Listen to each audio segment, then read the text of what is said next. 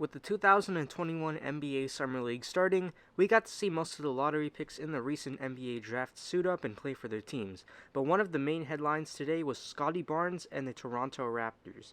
So today we'll be explaining why the Toronto Raptors Summer League team could definitely make a push for the Summer League championship.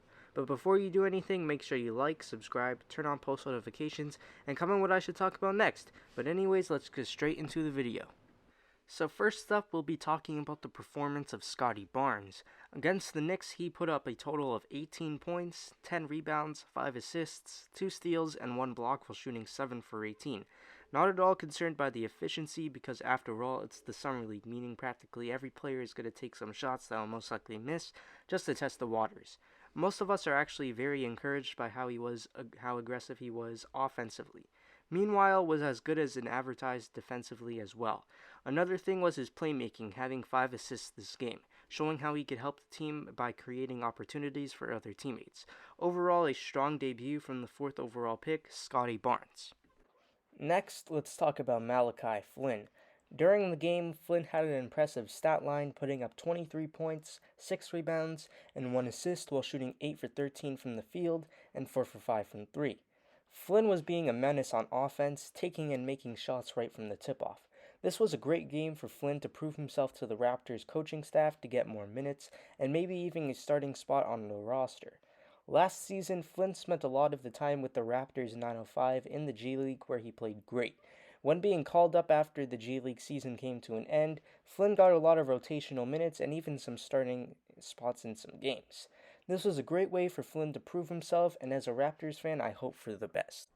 Some players who had some overlooked performances during this game were Justin Champagne and Matt Morgan. Let's first start off with Champagne. A recently undrafted rookie who was signed on a 2-way contract by the Raptors had a great game for himself. He put up 10 points, 2 assists, 1 block, and 1 steal while shooting 4 for 7 from the field and 2 for 4 from 3. Coming into the draft, I expected Champagne to get drafted, but I guess I was wrong after seeing a lot of surprise picks in the draft. When I first found out that the Raptors snagged Champagne on a 2-way contract, I was happy, especially after seeing how the Raptors passed up on a ton of great players in the second round.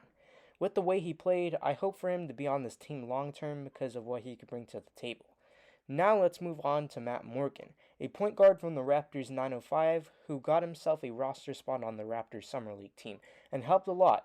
He put up 11 points, 3 rebounds, 4 assists, and 1 steal while shooting 4 for 7 from the field and 3 for 6 from the 3. I've always wanted Raptors to give Matt Morgan a chance because of what he brings to the table.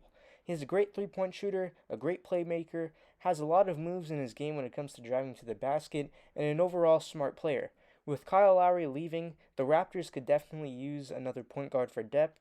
Because their current point guards are Fred VanVleet, who isn't really good at the point guard position, Malachi Flynn, who's seen as a backup point guard by the coaching staff, and the 2 second-rounders in David Johnson and Delano Banton, who probably won't get minutes during the upcoming season. So the Raptors could definitely give Morgan a chance, and I'd be happy if we do so. Now let's bring up the cons, which may seem like a lot. Let's start off with the center of the Summer League team, Freddie Gillespie. Literally everything he did was bad. Not one good thing at all. He put up 2 points, 13 rebounds, which was just grabbing missed shots from both sides from the field, 1 assist, and 2 steals while going 1 for 9 from the field. Let's just mention all the things that he did in this game. First of all, he was slow the entire game, meaning that he took long to get back on both offense and defense. He also sucked on both ends, not being great on defense and basically missing every shot he took besides the first shot he made at the start of the game. On defense, he got killed by his matchup in Jericho Sims, who went 6 for 6 and did a brutal alley-oop poster on Gillespie. Now let's move on to both of our second-rounders in David Johnson and Delano Banton. When I first saw David Johnson over Sharif Cooper and BJ Boston and a ton more, I was angry, and boy, I still am. He put up a whopping 5 points and 3 assists while shooting 2 for 7 from the field and 1 for 5 from 3.